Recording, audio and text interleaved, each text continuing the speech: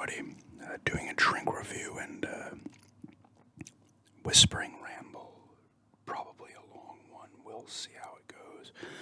Someone was asking about movie recommendations, and I said I would throw it in my next gum chewing ramble. So I will do some of those today, just throwing out random movies that I would recommend. I'll do that over the course of the video. But the drink I'm reviewing here today is a Snapple fruit punch. This looks like it has apple, orange, pineapple, grape blended in this. So, yep, apple, pear, and grape juice concentrate. So what's the orange doing there? Does this tell you to shake it up? Some they want you to shake up, some they don't. You know what? It got shaken up enough.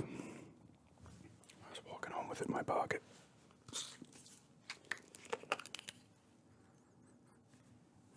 Smells like fruit punch.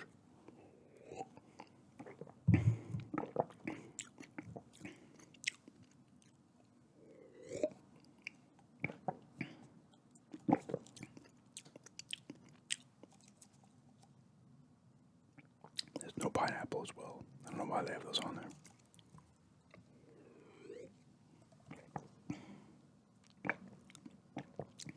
That's not bad.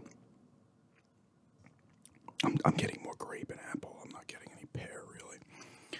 And the other two things they have on there that are not in here.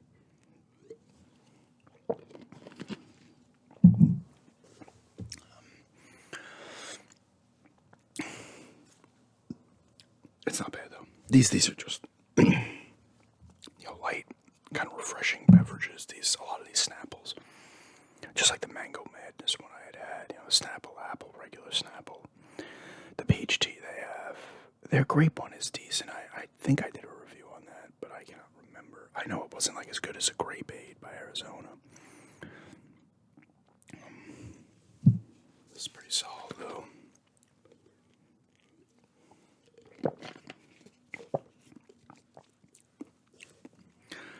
I'll give this a score in a few minutes.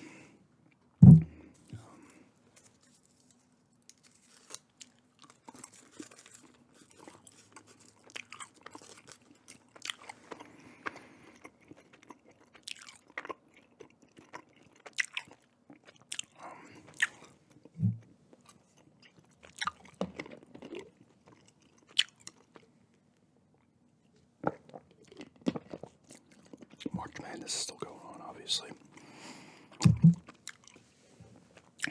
I think they move into the Sweet 16. I think most of the second round is done.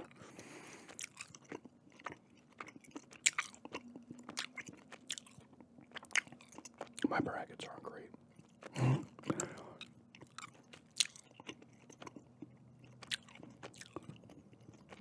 But I say I did four. Yeah, I did 4 men's brackets. I think 3 women's.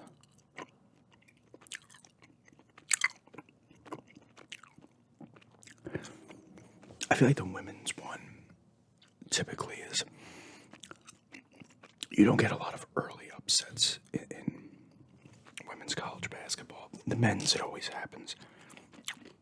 And I'm talking like maybe a 5 against 11 or worse, a 4-12. Wait. Yeah, 6-10, 5-11. 4-12 to 3-14.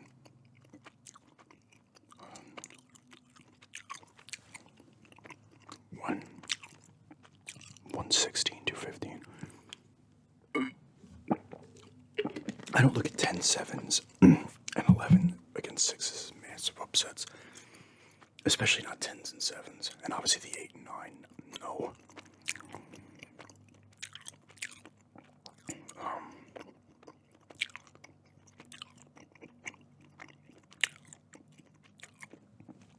You'll see upsets happen, I think, later on in like the women's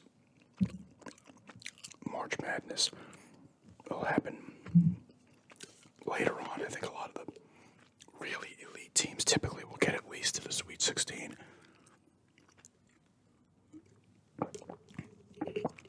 Not to say it never happens, but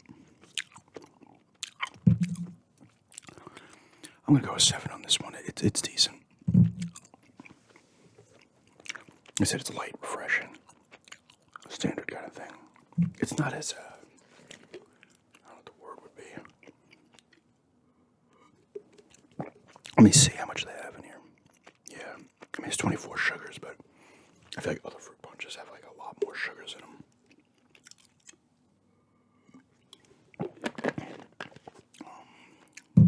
I'd say 24 is a small amount per bottle, but I feel like some might be pushing 30, 35.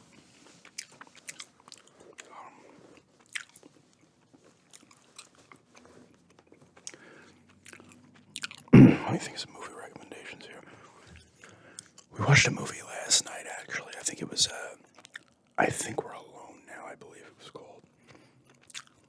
It had Elle Fanning and Peter Dinklage for a majority of it, then Paul Giamatti and another woman, I don't know her name, showed up. It's like an apocalypse type movie. And Peter Dinklage is like in his hometown himself, and then Elle Fanning, he likes it alone, and Elle Fanning appears, and he's kind of annoyed, and then he's like, you can stay, and stuff happens. It's pretty decent, like, and then Paul Giamatti's character comes with a woman, and they're trying to take Elle Fanning back. I won't really spoil a lot, but I feel like they could have focused more on kind of what was happening on that thing. But it was cool. And Peter Dinklage buries all the bodies from his town and cleans out the houses, which actually makes sense because it would reek. Everybody talks about like how, like, just awful the smell would be in like The Walking Dead. Like, it would be terrible. You'd have actual corpses that don't come back because you would have to, before they turned or whatever, you'd have to shoot them in the head or whatever the fuck you have to do. And then you have all dead bodies walking around.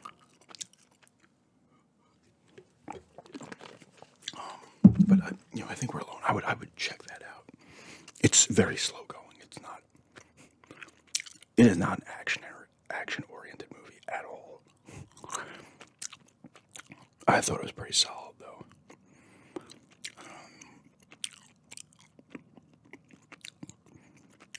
I'm always going to recommend Ravenous. I've talked about Ravenous numerous times. It's awesome black comedy. It's got Guy Pearce and Robert Carlyle, and David Arquette's in there, Neil McDonough. Jeremy Davies, I think. There's other people in there, too, that you'd recognize. I don't know when to take place.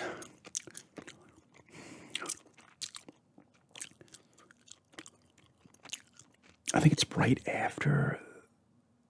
Oh god, the Mexican-American War. I forget, but it takes place in like an outpost, a fort, kind of in the middle of nowhere in the Sierra Nevadas. And Guy Pearce's character has to go there, and he was like a coward during this battle, and he hid among the corpses, and then like the blood of the bodies where he's going into his throat, and then he got like energy, and he took the fort.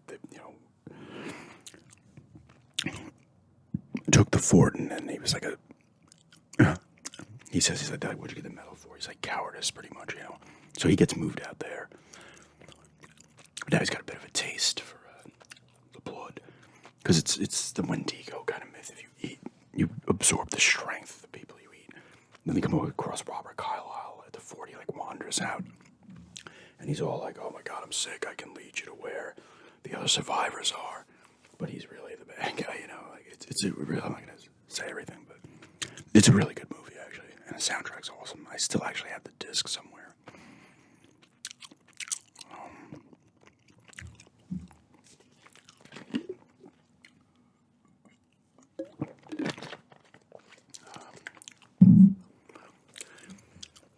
It's the typical movies. I mean, Ravenous is probably one that hasn't been seen by everybody.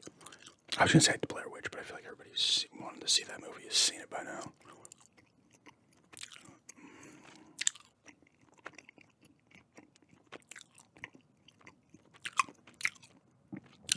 You know, I recommend, and it kind of got shit on when it came out. Club Dread, the Broken Lizard. I think that was their third movie at the time. Super Troopers was their second. They had another one. I think it was called Puddle Chaser or something. Before they were known. Club Dread's they're on the resort and there's a killer on the loose. I thought it was really funny.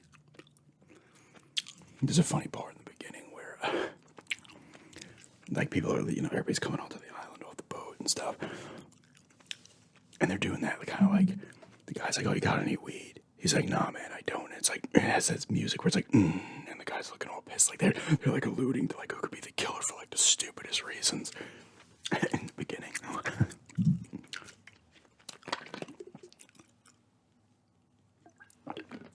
I like their movies. I like both Super Troopers.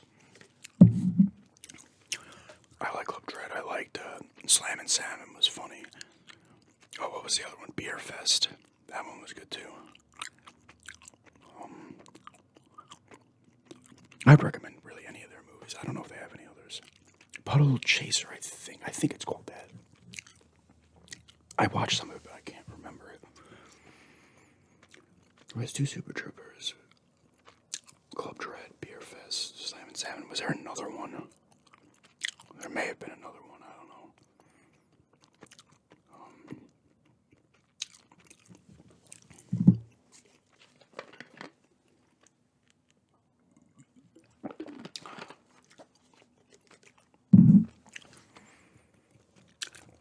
And I'll periodically throw in other recommendations as I go on. Still doing Final Fantasy VII Rebirth. I'm on chapter 13 now, at the Temple of the Ancients.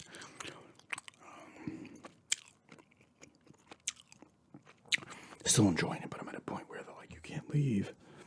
Now I don't know if maybe before chapter 14 or right after 13 you'll be able to, or this is just how it goes. I'm like 90 something hours in. I assume I can go back and do stuff after the game ends, I hope. There's one other side quest I have to finish. Oh god, the cat's scratching on the door. Hold on.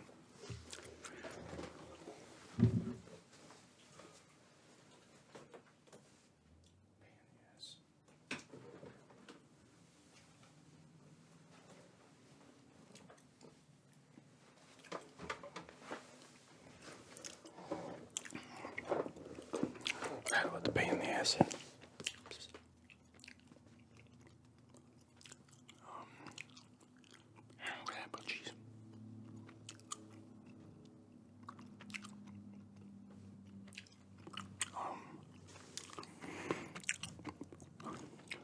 Her stairs aren't up, so she can jump on the bed, but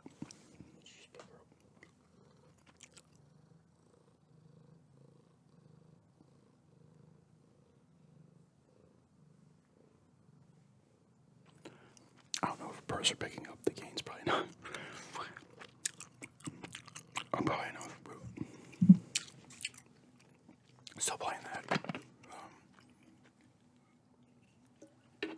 It's kind of funny. I was thinking to myself, whenever you get to the point in games where it's like, okay, this is it, end run, you're not going to be able to do random stuff. It always kind of sucks. You're kind of like, oh man. Because for me personally, I have more fun when I'm doing the mission, but I can finish the main story quest. I'm screwing around for a little bit, go back, but then they put you in a point where you're forced to just plow through. I'm not a massive fan of that. But I'm going to go over 100 hours. I would probably guess that maybe a little over 100. And I really, I screwed around. I went in the combat simulator. I think I'm at level 50 now. I think you get a trophy for up to level 70. I don't know if that's going to happen.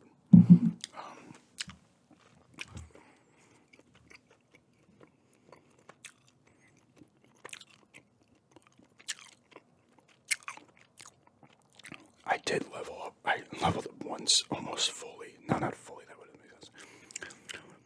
I pushed to right before the level, but it helped me get there because I had to fight this thing like 3 times. because you have to stagger it, and it falls into this thing and knocks it over. It's like part of it, and then you finish him off. But I screwed the first time. You just do it, and they're like, "Oh wait, we need his help to do this." And I did it again. I couldn't stagger him, and I actually saved it after that because I struggled to get him to stagger him the next time as well, and then I had to use the proper moves and stuff to get it up quick. But I was like kicking his ass too much or too fast. So I was using like focus strike with Tifa and focus shot with Barrett to get it up quicker, and he was weak to thunder, I believe.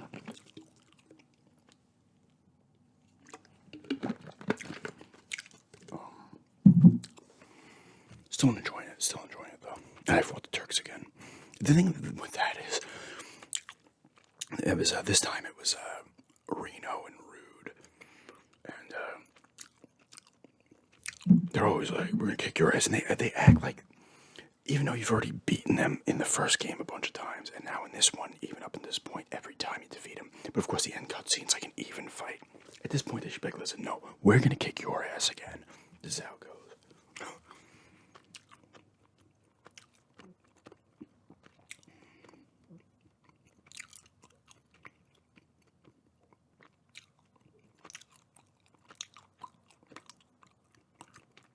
Here's a recommendation. Hot Fuzz. It's one of the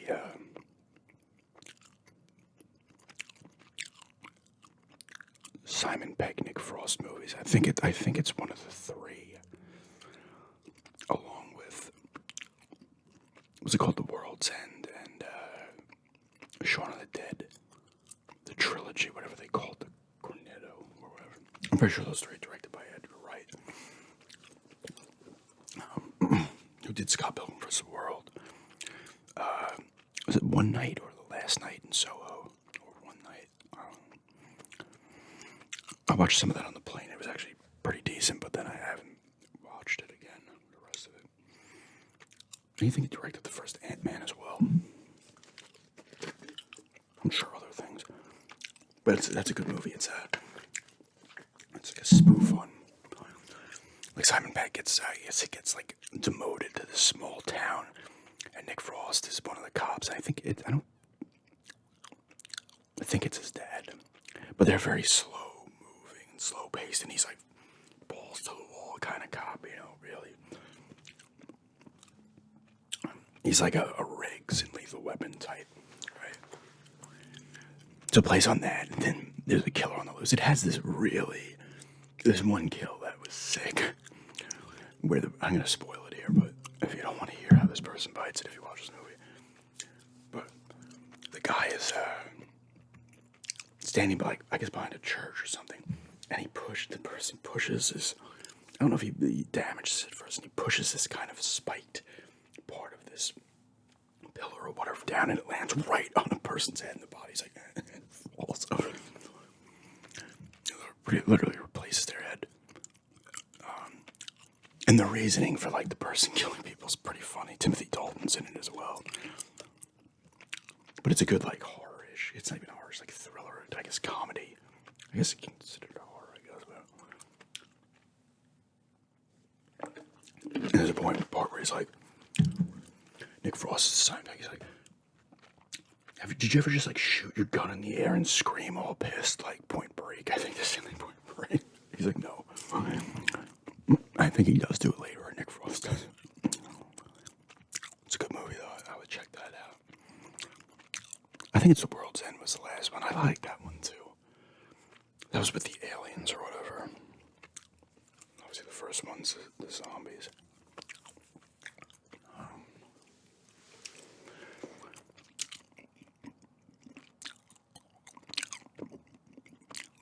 They're in that movie Paul together as well, which also involves an alien.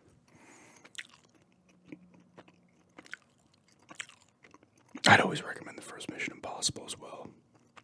It's still my favorite in that series because it's so different than the other ones. It's actually more in line with the original series and stuff because it's more of like a spy thriller.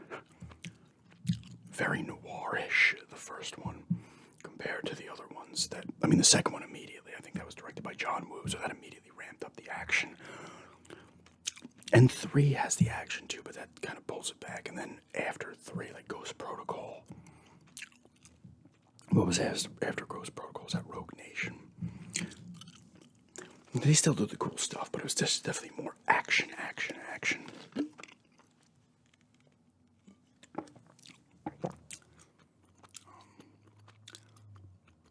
And what was Fallout after Rogue Nation? And then I have not seen Death Reckoning Part 1, but now they're not calling the second part of it Part 2. They're changing the name. That movie did not make nearly as much as they were hoping it would. They were banking on Tom Cruise's like push from the second Top Gun movie that went over $1 billion, which was actually kind of surprising. Not that it wasn't going to make money, I feel, but it went over $1 billion. That kind of, in some ways, I can't even actually say it helped save movies, because outside of Barbie, which also went over $1 billion as well, these movies aren't really doing it anymore. Like DC shit and the Marvel shit is like shit in the bed. The latest Indiana Jones, which I enjoyed, I would recommend that. I like that movie quite a bit. My favorite Indiana Jones: Last Crusade. If you've never seen Indiana Jones: Last Crusade, check that out. It's an awesome movie. It's just cool. I love the Indiana Jones movies, including Crystal Skull. Even though it has a couple of just completely dumb parts in it, but for me, it goes Last Crusade, Raiders of the Lost Ark. I'd probably go Dial Destiny 3rd, and probably Temple of Doom 4, and then Crystal Skull.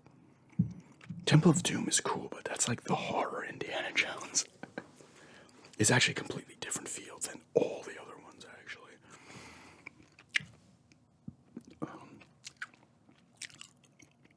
But yeah, that also had like the reshoots and everything, and COVID with the bullshit. So it was like they tacked on like another $200 million to that movie. It was never going to make its money back. I forget what it ended up doing, maybe 400 worldwide. I don't even know. Which, whatever. I'm like, they're not making another one, so it's not like it not making a ton of money is going to hurt it. Well, at least one more with him, with Harrison Ford. I mean, and he, in that movie, he's like climbing up a thing, and the woman's like, "What are you doing?" He's like, "My body hurts, my shoulder." He's like, "Oh my god." I think they could have played in that a little more, like him being broken down, because at that point, I don't even know how old he's supposed to be. I would think he's supposed to be in his 60s, maybe. No, did they say he was supposed to be 70? I forget, but I think in real life he's 80. But Harrison Ford's not like a normal 80-year-old, I feel. He keeps in pretty good shape, so.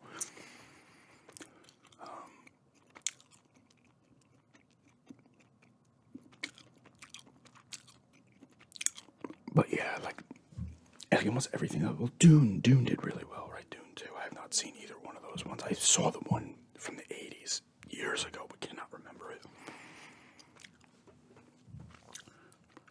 Here's a recommendation for a movie: Cthulhu Mansion. This movie's on YouTube, full. Watch this movie. I have it on VHS still. Maybe my friends rented it back in the day. It's a bad movie, but the beginning's so bad that it's hilarious. And then it kind of just gets to like normal, and you're just kind of like, okay, it had its moments, but you're like, all right. But the beginning, the acting, like, it's like they're doing a drug deal in this amusement park, and the guy Hawk and this other guy, the drug dealer, and they're going through the haunted house on the little kind of thing. And the guy's like, "Where are you and your riffraff friends gonna come up with this kind of money?" And he's like, "From Switchblade Bank, asshole. Here's the first payment." And he stabs him, and it sounds like he's stabbing cardboard. It's like, and then the guy is kicking a security guard, and it's so, the security guard's like, I'm trying to do, like, say the security guard's here, by the E in Snapple. The guy is like by the S, and he's just kicking the dirt, and the guy's gonna be like, he's trying to make it seem like he's getting kicked. But the guy sees the guy breaking the car. He's like, "Let me guess, you lost your car keys?" "Yeah, how'd you know?" "It's my old man's, I swear." So get up against the car and spread your leg. Like it's.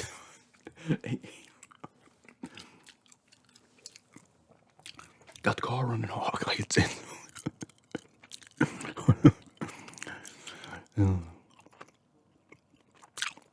That is on YouTube, Cthulhu Mansion. I have it on VHS. It's actually on Blu-ray, surprisingly. I guess some random company released it. It's not on DVD though. The first X-Files movie, I would check out if you haven't. It's awesome.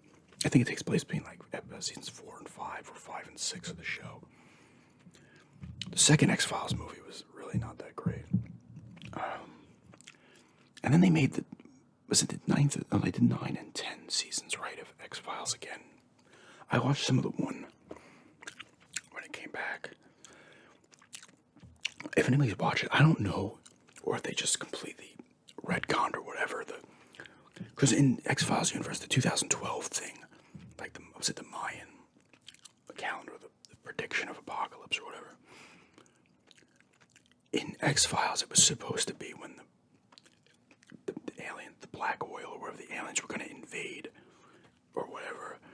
And it did not happen, I'm pretty sure, in seasons 9 or 10 of the X-Files.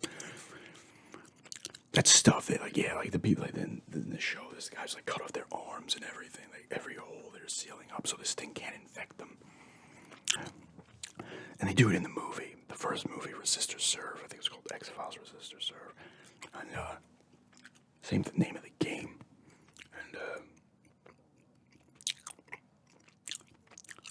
it starts with these kids fall. This kid falls in this thing. And it's like an underground almost lab. No, it's not an underground lab. It's like just a thing. And he comes across this shit, this rock or whatever. And the black oil just infects him. And then, of course, the government and the FBI, all the CIA come in. And they shut it down. And they actually take, and I think also a fireman got hit by the thing too. And they actually take both bodies to like they blow up a building to cover up the bodies. And the one guy has to like take the fall. The one FBI agent's like, yep. He's like, fuck, I gotta blow myself up now. And that's a really good movie.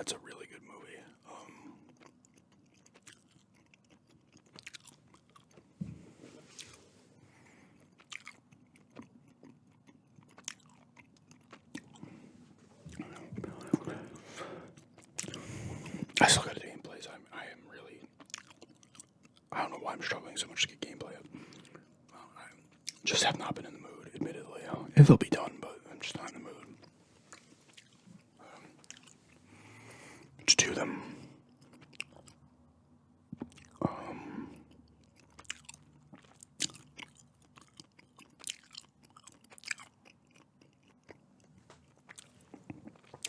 Baseball fully starts next week. I know the Padres and the Dodgers played a couple of games. I don't know if it was 2 or 3. They played at least 2. And that shit with Ohtani's interpreters going on. Apparently he made up a bunch of lies too. And some people are joking like Manfred's just completely throwing out everything to protect Ohtani. I was like, you never know, but I doubt it. You don't know how much Ohtani knew about what his interpreter was doing with all his gambling shit or whatever, but can you imagine if it was him that had the gambling problem? They would cover it up. He's like the face of the league. Like, you can't, especially worldwide, like on an international stage, he absolutely is. They wouldn't think about shit. Who's like, who's taking the fall? But the Mets just signed J.D. Martinez, which actually is a nice signing. They would sign him for 1 year, deal, $12 million. He's a little older, but a nice year last year. I think he only played like 113 games, but he had like 33 homers, 100-something ribbies. So you have Lindor, Alonso, and Martinez. They actually have a decent lineup. I think McNeil's still there, Nimmo's still there. I think they still have Marte as well. And they'll have I forget their catcher's name. He was a rookie last year. He had a lot of homers. His average was low, but if he gets better, they're going to have a nice catcher as well. They have a decent lineup, but their pitching does not look great, and Senga is hurt, so.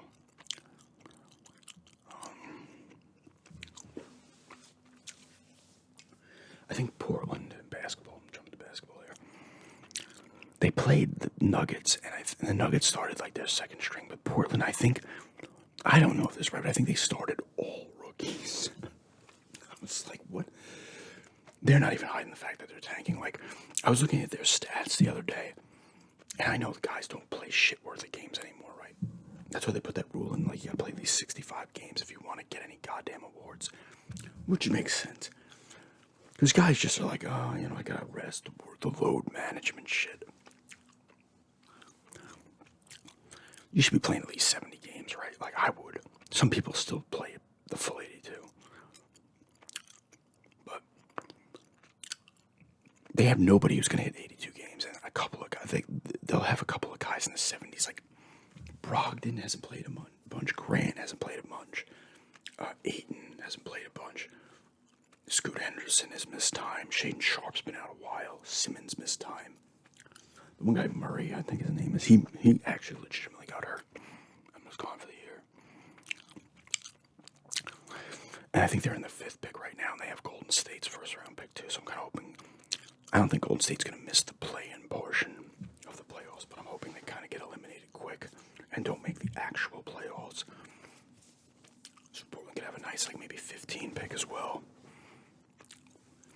If you look at the play-in teams right now in the West, it's like, I think at the moment, I could be wrong because it's bouncing all over the place, but last I saw, which I think was Saturday, the 23rd, it was Phoenix, Sacramento, the Lakers, and the Warriors. The West is pretty deep because all the teams are over 500 that are in the play-in. The East, I think the final 2 play-in teams are under 500. Oh, Chicago might be over 500 now. Atlanta, I think, is number 10, and they're well under 500. I think the play-in's kind of stupid, but whatever. It's like 7 teams out of the top 8, 7 are guaranteed to get in because I'm pretty sure it goes 7 plays 8 in the play-in and 9 plays 10. So the winner of 7-8 is automatically in the playoffs as a 7. And then the 8th, whoever loses that game, gets another shot to play the winner of the 9-10 game. So they do make it harder, but or easy as possible. And it's 7 of the teams will always get in. 7 of the top 8 will always get in. But I think, like, even last year, I think whoever would have been the legit 7 or 8 got booted.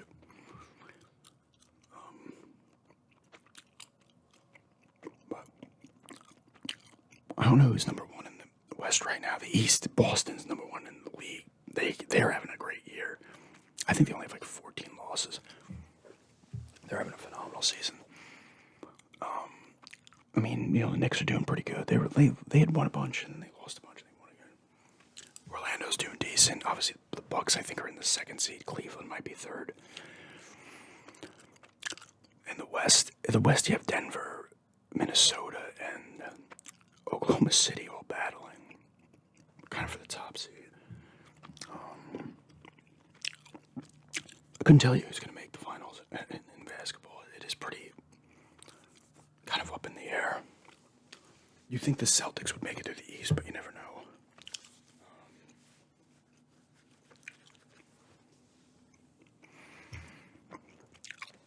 And hockey's making its way. But the Islanders have lost. They were 0-5-1-6, and then they beat the Jets 6-3. So it's classic Islanders.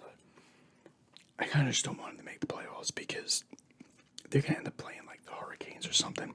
They'd have a better chance probably against the Rangers if they played them. But the Hurricanes are literally the same team as the Islanders.